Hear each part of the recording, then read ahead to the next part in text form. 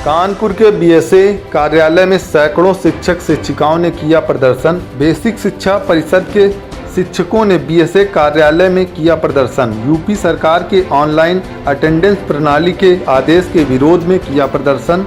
शिक्षकों ने ऑनलाइन उपस्थित दर्ज कराने के नियम पर जताया विरोध।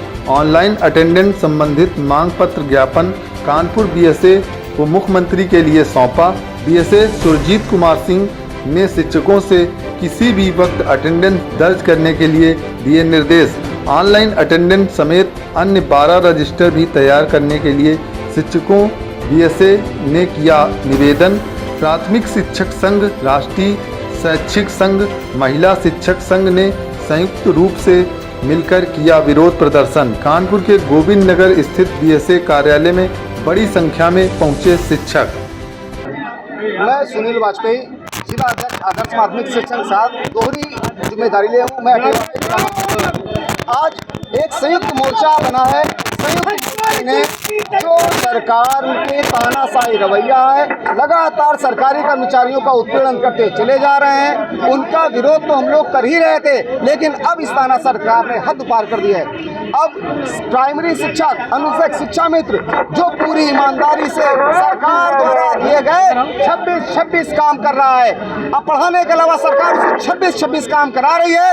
इन कामों को करने के साथ साथ सरकार कह रही है कि आप 8 बजे प्रातः के अपनी डिजिटल हाजिरी दीजिए। जब बात करें तो सरकार ने इसको वापस भी ले लिया, कार्रवाई न करने की भी बात कही है। पता ही नहीं, इस सरकार पे हमें कोई विश्वास नहीं। 50 बार आदेश करते हैं, फिर उसको वापस लेने का ढोंग करते हैं, धीरे धीरे उसका पुनः क्रियान्वयन करते हैं। इसलिए सरकार पे हमें कोई भरोसा नहीं। जब तक ये जियो पूर्णतः वापस नहीं लिया जाएगा, इस आश्वासन के साथ कि भविष्य में इस तरह का कोई आदेश जारी नहीं करेंगे, तब तक हम लोग ये आंदोलन जारी रखेंगे। हमारा आंदोलन डिजिटल हाजिरी बंदी के अंतिम आदेश तक जारी रहेगा।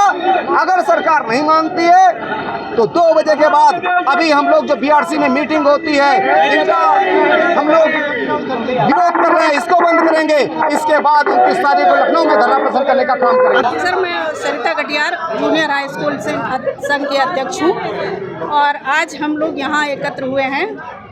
जो ऑनलाइन डिजिटल उपस्थिति का प्रमाण जारी हुआ है हमारी डीजी महोदया के द्वारा, उसका विरोध करने के लिए हम लोग आज यहाँ उपस्थित हुए हैं।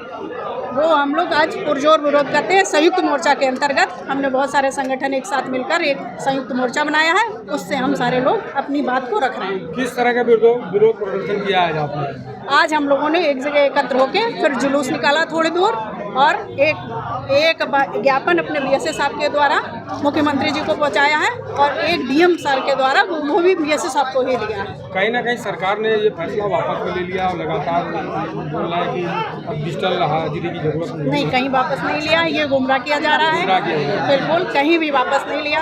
अगर नहीं वापस लेते हैं तो देखिए, नहीं वापस लेते हैं। हमारी कुछ मांगे हैं जो हमारी पूरी कर दी जाए। जैसे हमारे घर से अगर मान लो हम लोग निकलते हैं, हमारे सुदूर गांव दूर दूर तक विद्यालय हैं जहां तक जाने आने का साधन नहीं है, 4 साधन बदलकर हमारे अध्यापक पहुंचते हैं। किसी तरह कोई घटना घट जाती है रास्ते में तो वो देर से पहुंचेगा। और बाकी तो मेरे सारे अध्यापक अपने समय से जाते हैं, कोई भी काम चोरी नहीं करता है, लेकिन हमें कामचोर साबित किया जा रहा है, जो कि गुरु की महिमा के खिलाफ बिल्कुल ही विपरीत है। हम इस पे कतई समझौता करने को तैयार नहीं है। हमारे विद्यालय में जाने का समय जो आधे घंटे का दिया है डीजी महोदया ने, वो भी गड़बड़ ही दिया है, उसका भी सही दिशा। अगर हम 8:01 पे पहुंचेंगे तो वो कहती है स्पष्टीकरण दीजिए। तो बताइए, 1 मिनट पर ही अगर स्पष्टीकरण देंगे हम तो कैसे चलेगा? मान्यता है कि नहीं? केवल अध्यापकों को सर, बाकी किसी विभाग को नहीं। हम ये कहते हैं सारे विभागों को आप ऑनलाइन कर दीजिए, फिर मुझे भी कर दीजिए। सारे विभागों को आप ऑनलाइन करिए, उसके बाद मुझे देखिए मेरा मानवीय दृष्टिकोण कितना इससे आहत होगा। हम सारे लोग कितनी दूर हमारे अध्यापक विद्यालय जाते हैं, 50 किलोमीटर। ये विरोध कब तक जारी रहेगा? हमारा कोई सर, ये हमारी मांगे हैं। ये हमारे विरोध का चरण है। सुनिए, ये हमारे विरोध का चरण है।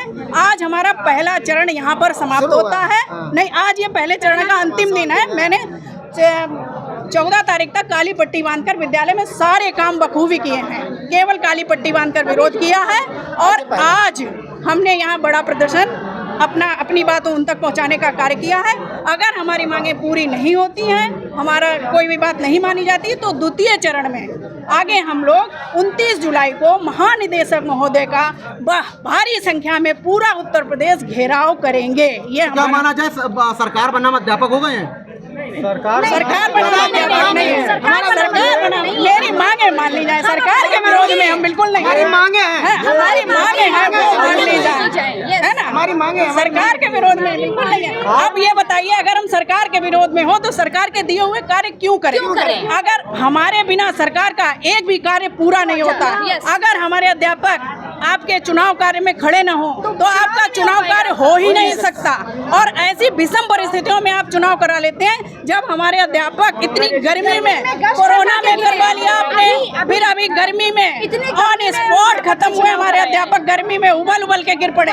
और जब इतनी मतलब जब चुनाव चल रहा था तो गल्ला मंडी में इतनी अव्यवस्था थी, आपके प्रशासन ने जरा सी भी सही व्यवस्था नहीं की थी। मशीनें लाद के हमारा अध्यापक पैदल चला और गिर पड़ा 2 किलोमीटर पैदल, वहाँ कोई व्यवस्था नहीं कुल मिला के आप और कहते हैं कि जो हमारी दिक्कतों बिल्कुल डिजिटल व्यवस्था हर स्तर पर वापस होनी चाहिए। अगर वापस नहीं होती तो हमारा आंदोलन ऐसे ही चलता रहेगा, जारी रहेगा। हम सब अध्यापक समस्याएं करने के बाद ये सर आज शिक्षकों का प्रदर्शन तैनात करेंगे, क्या है प्रदर्शन? ये जो ऑनलाइन अटेंडेंस लग रही है उसके संबंध में कई सारे शिक्षक संघों द्वारा यहाँ ज्ञापन दिया गया है, जिसमें मुख्यतः प्राथमिक शिक्षक संघ है, राष्ट्रीय शैक्षिक महासंघ है, महिला शिक्षक संघ है और अन्य जो शिक्षक संघ उनके साथ में आए हुए थे, उनके द्वारा माननीय मुख्यमंत्री जी को संबोधित करते हुए ज्ञापन उन्हें दिया गया है ऑनलाइन अटेंडेंस के विरोध में। क्या मांगे की है इसमें और भी उनके मांगे?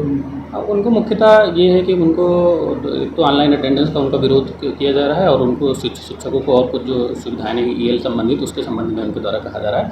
मैं भी आपको कहना चाहूँगा कि जो अभी हमारे विभाग द्वारा ये कहा गया है कि आप किसी भी समय ऑनलाइन अटेंडेंस लगा सकते हैं पूरे दिन में, तो मैं सभी शिक्षकों से कहूँगा कि आप उसको लगाएं। बाकी जो भी और 12 रजिस्टर डिजिटाइज करने हैं उसमें से जो टीचर अटेंडेंस है वो 1 रजिस्टर मात्र है, इसके अलावा 11 रजिस्टर और भी हैं। यदि उनको ये करेंगे मतलब उसका जो भी MDM रजिस्टर है, छात्र उपस्थिति रजिस्टर, तो उसके बहुत सारे फ़ायदे भी हैं। हमें बहुत सारी कागज़ की बचत होगी, पर्यावरण के लिए भी अच्छा होगा और एक क्लिक पे भी हमें सारी सूचनाएं मिल जाएगी, शिक्षकों के लिए भी फ़ायदेमंद होगा। तो मेरा ये भी एक आह्वान है कि ये जो और रजिस्टर डिजिटाइज किए जाने हैं उनको तो ज़रूर किया जाए शिक्षक द्वारा। आज यहाँ पर ये सब शिक्षक आए थे, आपसे वार्ता हुई, जी। आपके द्वारा उनको क्या समझाया? ये चीज़ें बताई गई, डिजिटाइजेशन के फ़ायदे बताए गए और ये कहा गया है कि जो 11 रजिस्टर्स हैं मुख्यतः उनमें आप खासकर MDM रजिस्टर या स्टूडेंट रजिस्टर उनको ज़रूर डिजिटाइज कर लें और मतलब क्रमशः और सारे रजिस्टर भी डिजिटाइज करें।